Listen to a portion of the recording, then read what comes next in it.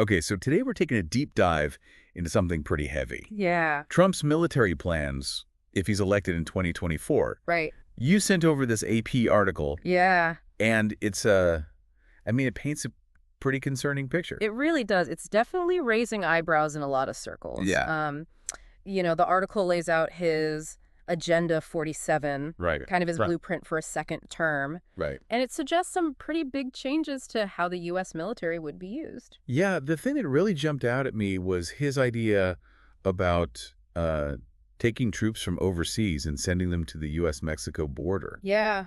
I mean, that just seems like a huge shift. Oh, absolutely. It's a Yeah. huge shift. And we're not just talking about, border patrol. He's Yeah. talking about an all-out war on the cartels. Wow. Even suggesting that the Navy should get involved, blocking fentanyl shipments, Using the Navy to block off the coast? essentially. Yeah. That seems unprecedented. Yeah, you're right to be surprised. I mean, it's a level of military involvement in drug enforcement that we just haven't really seen before. Right.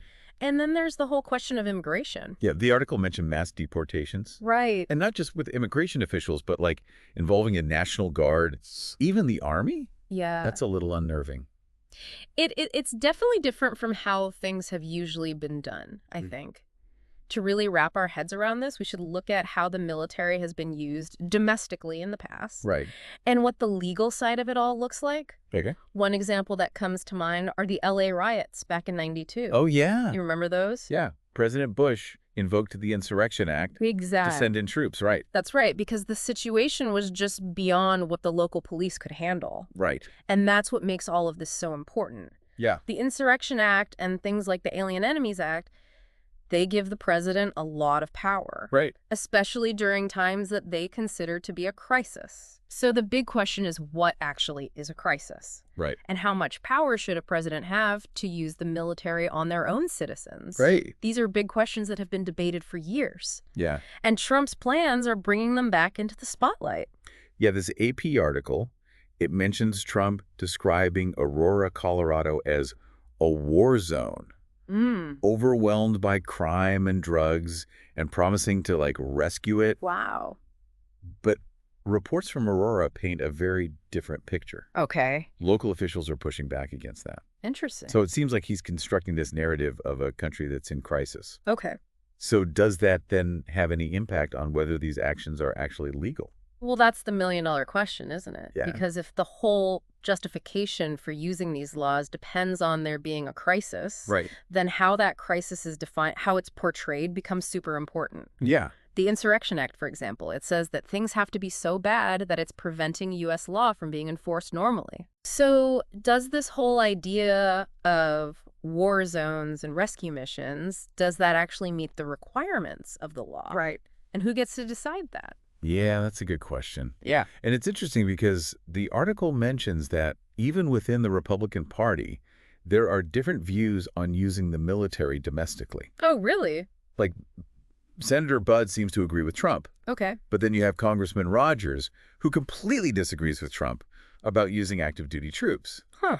So it's like even within his own party, there's this back and forth. Yeah, and that just shows you there's this bigger conversation happening within the GOP about About- the military and what America's role in the world should be. Right. It really comes down to this. Are we focused on being strong internationally? Right. Or do we put America first and focus on domestic issues, even if that means doing less around the world? Right. And how does the military fit into all of that? Right. It's a really important debate because what they decide will probably shape U.S. foreign policy for years to come, no matter who wins the election.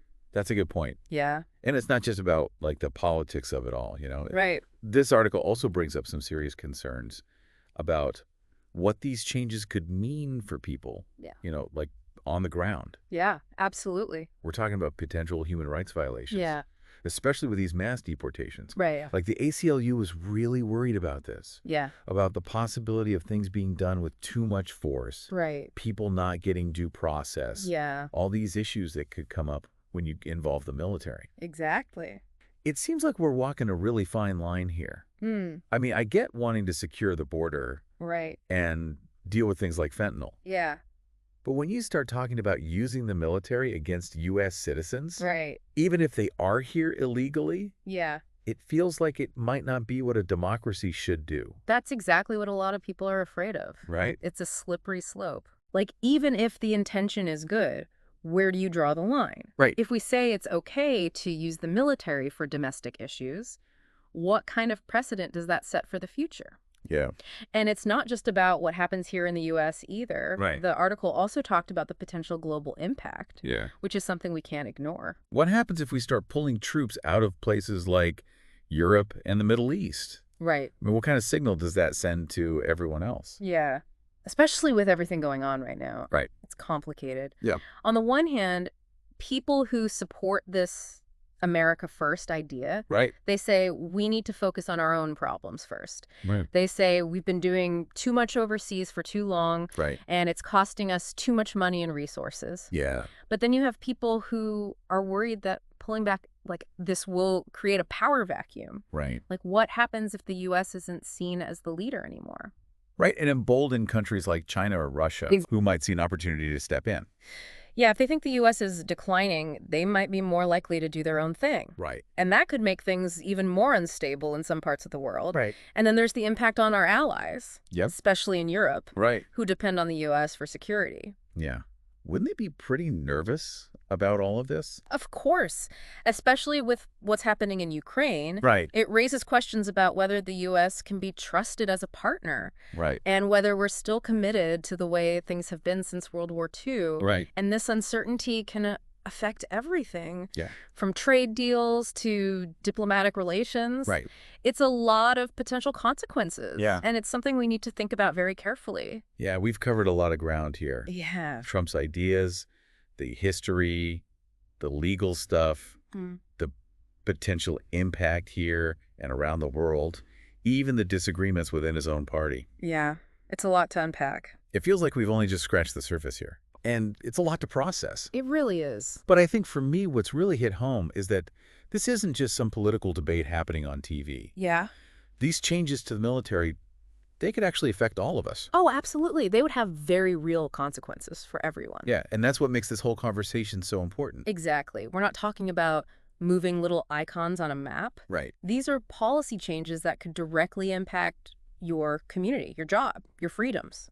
So let's talk about that.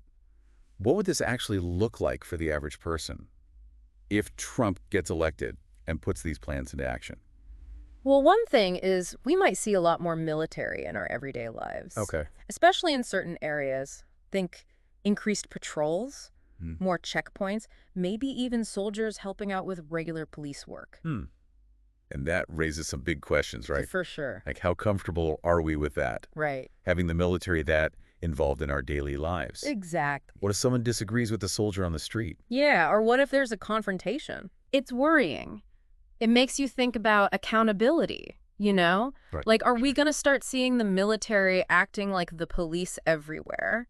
Right. And what about people speaking out against the government? Yeah. Will they be silenced? And we can't forget about the money involved. Right. Changing how the military works and what it focuses on, that costs a lot of money. Yeah. So where's that money coming from? Right. What other programs are they going to cut to pay for this? It's like one thing leads to another and another. That's exactly. It's a domino effect. Yeah. And then there's the whole societal impact. Right. This America First thing, pulling back from the world stage. Yeah. What does that say about us as a country? It's a huge question. Our values, our place in the world. Exactly. Yeah. If we're not the leader anymore, if we're not standing up for democracy, Right. what does that mean for how other countries see us? Right. How does it affect our relationships with them? Right. And what about the next generation? How will they see America's role in the world? It's a lot to think about. It really is. And these aren't easy questions to answer, Right. but they're questions we all need to be asking ourselves as we get closer to this election. You know, the article kept saying, reimagining the military. Yeah. And I think that's such a powerful way to put it. It is. Because it's not just about small changes here and there. Right. We're talking about things that could completely change American society. Absolutely. You're exactly right. This election isn't just about picking a president. Right. It's about what kind of country we want. Yeah. Do we want the military to be more and more a part of our lives? Right. Or do we want to keep those lines clear between civilian life and the military? Yeah.